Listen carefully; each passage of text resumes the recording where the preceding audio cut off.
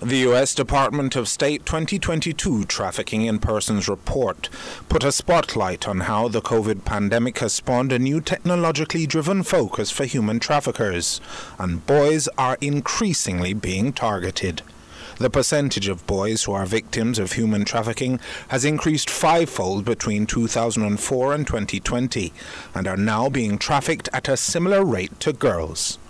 Labor trafficking and boys being trafficked is an increased interest, because mostly a lot of people do not believe that boys are trafficked. They just believe that it's only women and it's sex trafficking.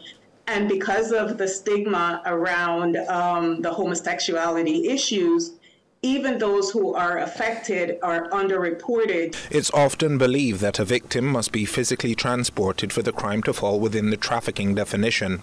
However, that is not the case, and the report suggests that many are being trafficked in plain sight via the internet.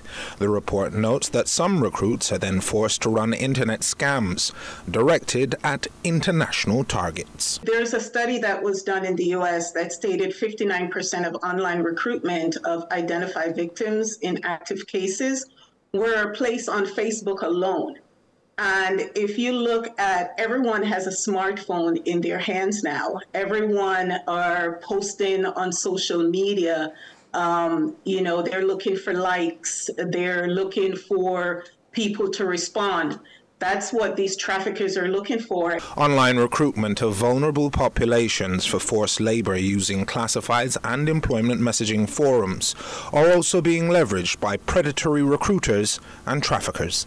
That conversation is not taking place in the churches, it's not taking place in certain groups, and it's not taking places in the homes.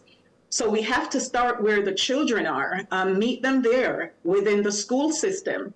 Start having the conversation within schools. The report adds that a victim-centered and trauma-informed approach is key to successful anti-trafficking efforts. Joel Crossgill, CVM Live.